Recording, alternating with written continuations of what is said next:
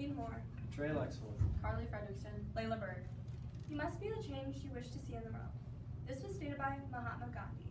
We've all taken History 10 with Mr. Ash and learned about the assassination of influential individuals. Assassinations of influential individuals have made a lasting impact on the world. Today, we will discuss 4 significant leaders and their assassinations. Let's first discuss Abraham Lincoln's presidency and assassination.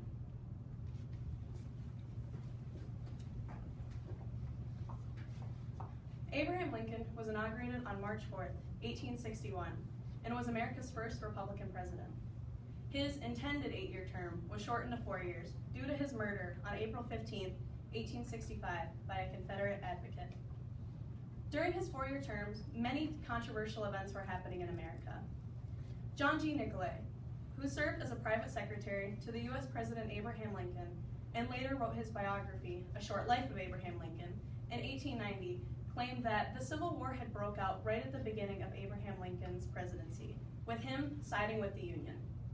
Then, in January of 1863, Lincoln signed the Emancipation Proclamation. This gave a chance to free slaves in certain southern jurisdictions, and also offered states a chance to peacefully rejoin with the Union. It's also claimed that Lincoln looked at the moral factors of situations in order to make decisions. And because of this, many people disagreed or tried to rebel against him. One person in particular who was personally not fond of Abraham Lincoln and his views was none other than John Wilkes Booth. Terry Alford, a professor of history at the Northern Virginia Community College, wrote the book, Fortune's Fool, The Life of John Wilkes Booth, in 2015, claims that most people knew of John Wilkes Booth as being a very charming and successful actor, but what most people didn't know is that he had a dark side. People closer to John knew that he was an extreme lover of the South, an abolitionist, and an opium addict. He often expressed his hatred towards Abraham Lincoln and his love for the Confederacy and slavery in private. Today, and to us, he is most known as the man who shot and killed our 16th president in the Ford's Theater. Due to the Confederate Army surrendering in 1865, John Wilkes Booth decided to put his thoughts and anger into action and decided to kidnap and torture the president on March 20th, 1865, along with 6 other Confederate conspirators. R.J. Johnson, a professor who teaches epidemiology at the University of Colorado Medical Campus, wrote the article, Finding the Truth, The Analysis and Assassination of Abraham Lincoln, in 2018, claims that Abraham Lincoln did not show up at the place Booth originally suspected he would be at. Therefore, his kidnapping plan failed. Due to his failure, John decided to go bigger and planned an assassination attempt for about a month later at the Ford's Theater that Lincoln would be at. Accompanied by his wife, Lincoln would be attending the famous American play, Our American Cousin. During the play, John Wilkes Booth decided to climb into the private box tower where Lincoln was at and shoot him in the back of the head. He shot him right in the back of the head right after stabbing one of his bodyguards. Because of this, he jumped out of the box tower and broke his leg from the impact, and still managed to get away on horseback. Lincoln died the next morning alongside his wife and friends, his life and legacy taken away from him. John Wilkes Booth was found 12 days later by Union soldiers who shot him dead on sight in spite of Lincoln's murder. The 6 other Confederacy conspirators were later found and hung. Now that we've discussed Abraham Lincoln, we will discuss Mahatma Gandhi, one of the most influential and powerful figures of the 20th century. Mahatma Gandhi was born on October 2nd, 1869 to Karma Chand and Vallabhbhai Gandhi. He grew up with India with his family as a Hindu whose religion supported nonviolence, fasting, meditation, and vegetarianism. According to David Arnold, a historian and professor of Asian and Global History at Warwick University for 13 years, in the book Gandhi, published in 2014, Gandhi was married to Kasturba Mukherjee through an arranged marriage with who he later had 4 sons with. He later went to London to study law for 3 years at the age of 18. Finding a job in India as a lawyer was tough, so he moved his family to South Africa. He spent 21 years there working as a lawyer. There is where he started his first experiments with political activism and nonviolent protests for civil rights.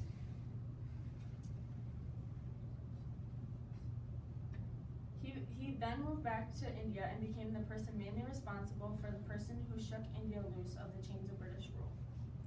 According to Sarvepalli Radhakrishnan, a professor of philosophy for over 30 years and former president of India, in the book Mahatma Gandhi, published in 2015, Gandhi was a political revolutionary who did not accept tyranny or slavery. He was a very religious man and thought that politics and religion worked hand in hand.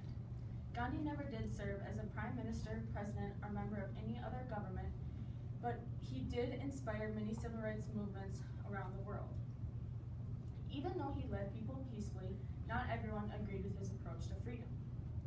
Nathuram Godse assassinated Mahatma Gandhi on January 30th, 1948. Stated by Matt Doden, a writer and editor of over 20 years and winner of the Junior Library Guild Award, in the book Darkness Everywhere, The Assassination of Mahatma Gandhi, published in 2013, Gandhi was shot 3 times at point-blank range at the Birla House in New Delhi a day before a prayer ceremony at the age of 78. He was then rushed inside while a doctor was called, but it was too late to save him. His killer, Nathuram Godse, was a member of an extremist Hindu nationalist group, and he was angered by what he saw as Gandhi's appeasement of the Muslim population and did not like how he was favoring them. He did not think that Gandhi was able to keep India from splitting into 2 nations, India and Pakistan. Gandhi's civil rights movements have inspired many people to make change around the world today. His birthday is commemorated in India as Gandhi Jayanti and worldwide as International Day of Nonviolence. Now that we have learned about Gandhi, we will learn about one of the most influential presidents of our country, John F. Kennedy. John F. Kennedy was a revolutionary president. He was the youngest president ever elected to office. He's known for kickstarting the civil rights movement, which brought people like Martin Luther King Jr. into public view, and he was also president during the height of the Cold War. John F. Kennedy gained massive support throughout his efforts as president. He was also known for taking rides in his open-top convertible car. He was taking one of these rides on November 2nd, 1963, in Dallas, Texas, where, tragically, on this ride, he would be shot twice, once in the neck and then in the back of the head. This is according to Alan Price, the director of history at Earl M. College, in The Killing of JFK, published in 2015. John F. Kennedy was immediately rushed to the hospital, where, according to Mary Farrell, an American historian known for having the largest database on the JFK assassination, in her own publication, The History of the JFK Assassination, published in 1998, stated that at 12:30, President Kennedy was shot, but by 1 p.m., tragically, he was pronounced dead at the hospital. This news spread like wildfire, not only making headlines in the United States, but making headlines all over the world. His killer was Lee Harvey Oswald. Lee Harvey Oswald was a known communist sympathizer, and he didn't like President Kennedy's actions towards communist Cuba. Hours after the killing, Lee Harvey Oswald was tracked down and detained in a Dallas theater. He went under intense questioning at the Dallas police headquarters, where after hours of questioning, he stopped talking and demanded a lawyer. So the police decided that it would be best for him to be sent elsewhere. But during the transportation, Lee Harvey Oswald would be shot by Jack Ruby.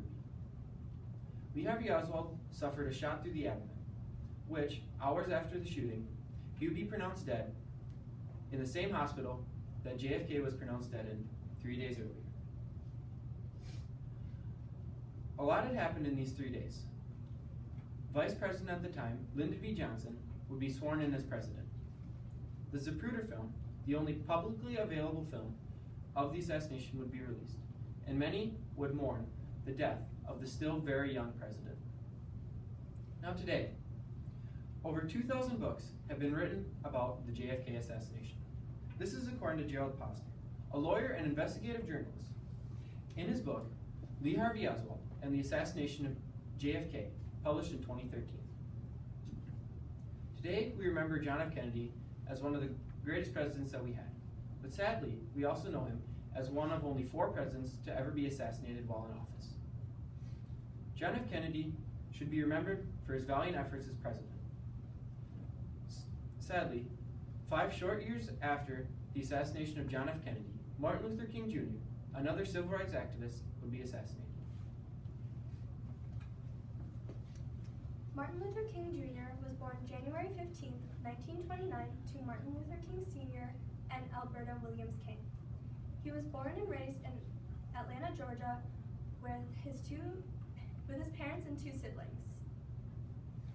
His parents raised him in a loving household, but they were unable to shield their children from the blatant racism that they would face. Lawrence Reddick, a childhood friend of MLK, a historian and a history professor at the University of Atlanta, in the book Crusade Without Violence, published in 2018, states that when Martin attended Booker T. Washington High School, he was an extremely bright and intelligent student who skipped both the 9th and 11th grade and attended Morehouse College at the age of only 15. Young Martin was often uncomfortable with the overly emotional displays of religion, but this discomfort was dispelled when he took a Bible class his junior year at Morehouse College. After he finished his undergrad work, he went on and studied at Koiser Seminary School, where he developed his nonviolent methods of social reform from none other than Mahatma Gandhi's work. Finally, he went on to earn his PhD in systematic theology from Boston University. While in Boston, he met his soon-to-be wife, Coretta Scott, whom he later would have 2 sons and 2 daughters with. Influenced by experiencing the inequality between races firsthand, he tackled this issue head-on. He was one of the many civil rights activists that participated and helped orchestrate the Montgomery bus boycotts.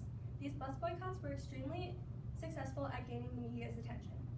The boycott came to a halt at the 382-day mark when the Supreme Court finally deemed the bus segregation laws unconstitutional. In his iconic I Have a Dream speech, Martin stated, "I have a dream that one day my children will live in a nation where they are not judged by the color of their skin, but by the content of their character." This speech and his many other acts during the civil rights movement helped him gain an immense following of African Americans and white sympathizers.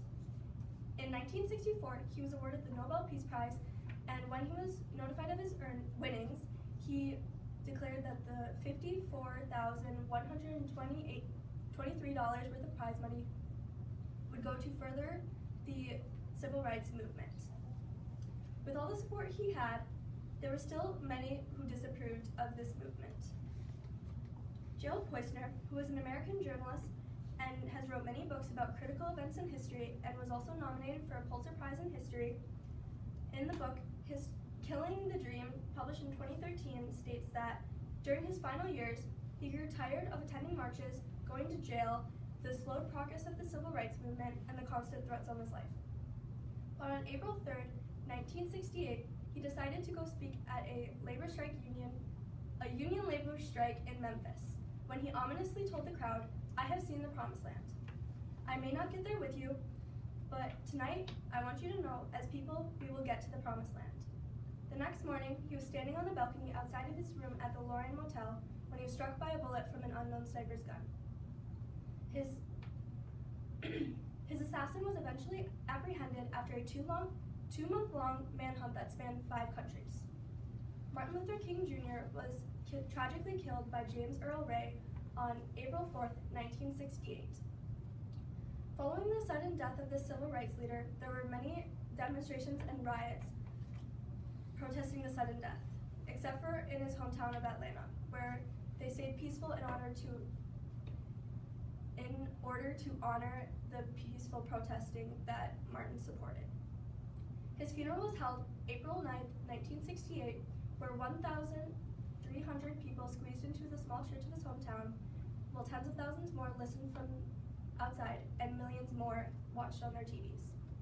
Martin Luther King Jr. was an extremely influential civil rights activist that still continues to inspire people today.